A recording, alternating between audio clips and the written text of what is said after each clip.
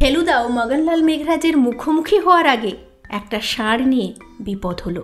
কাশিতে জয় বাবা ফেলুনাতে শুটিং করতে গিয়ে একটা ষাঁড়ের জন্য কিভাবে হয়রান হলেন সত্যজিৎ রায় সহ পুরো টিম, ষাঁড় নিয়ে সেই মজাদার গল্পটা আজ বলবো।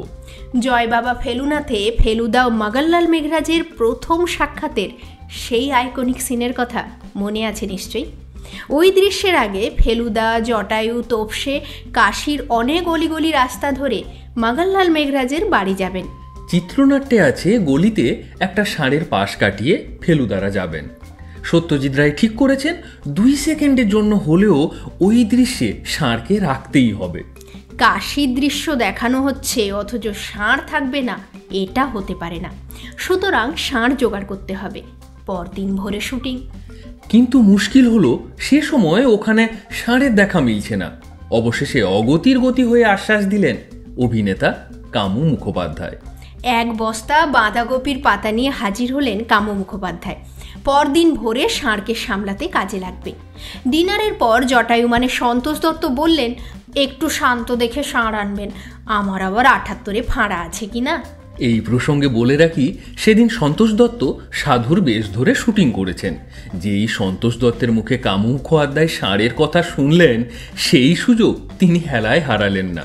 বললেন, জটায়ু বাবার আশীর্বাদ পেলে শান্ত ষাঁড় কেন, শান্ত বাঘ, এমনকি শান্ত ভালুক পর্যন্ত ধরে আনতে পারি। সন্তোষ দত্ত বুঝলেন কামুবাবু ঠিক কী ইঙ্গিত করছেন। পরদিন রাতে রঙিন পানীয়ের ব্যবস্থা করতে হবে। কিন্তু সন্তোষ দত্ত তো মদ্যপান করেন না, তাই বললেন, ওই রসে আমি যে বঞ্চিত। কামুবাবু জানতেন সন্তোষবাবুর কাছে এমন একটা রিপ্লাই পাওয়া যাবে, তিনি প্রস্তুত ছিলেন। হেসে বললেন, জটায়ু বাবা নিজের আশীর্বাদের রস নিজে না ভোগ করলেও তার মতো ভক্তদের বঞ্চিত করার কোনো কারণ দেখছেন না।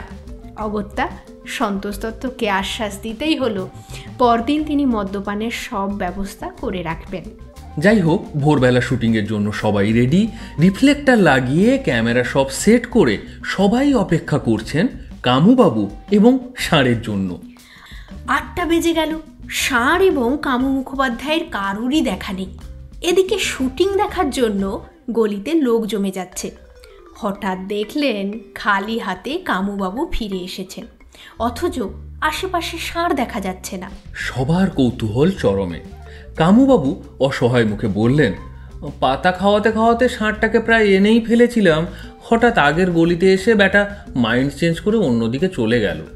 ষাঁড়টা কেন চলে গেল সেটা জটায়ু জিজ্ঞেস করতে কামুবাবু বললেন, মাইন্ডটা ষাঁড়ের কিনা। কামুবাবু সবার পেছনে লাগতেন, তাই যখন অন্যরা দেখলেন তিনি একটা ষাঁড়ের ব্যবস্থা করতে পারলেন না, কামুবাবুকে নিয়ে সবাই মজা করতে শুরু করলেন। স্থানীয় ছেলেরা তো ওখানে শুটিং দেখতে উপস্থিত ছিল। এসবের মধ্যে সবটা শুনে বলল ওরাই ষাঁড়ের ব্যবস্থা করে দেবে, বিকেলে ষাঁড় নিয়ে শুটিং হবে, ওটাই স্থির হলো। কিন্তু বিকেলে আলো কমে আসছে, ষাঁড়ের দেখা নেই। এমন সময়ে টেকনিশিয়ানদের উল্লাস শোনা গেল, আসছে আসছে। কে আসছে কি আসছে সেটা দেখার জন্য সবাই আগ্রহে তাকিয়ে আছেন। দেখা গেল একটা ষাঁড় বেশ দুলকি চালে এগিয়ে আসছে।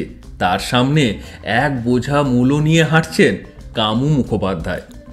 অবশেষে ষাঁড় নিয়ে শুটিং হলো এবং রাতেও কামু মুখোপাধ্যায় সৌমিত্র চট্টোপাধ্যায়ের জন্য পানীয়ের ব্যবস্থা করলেন জটায়ু বাবা অর্থাৎ সন্তোষ দত্ত।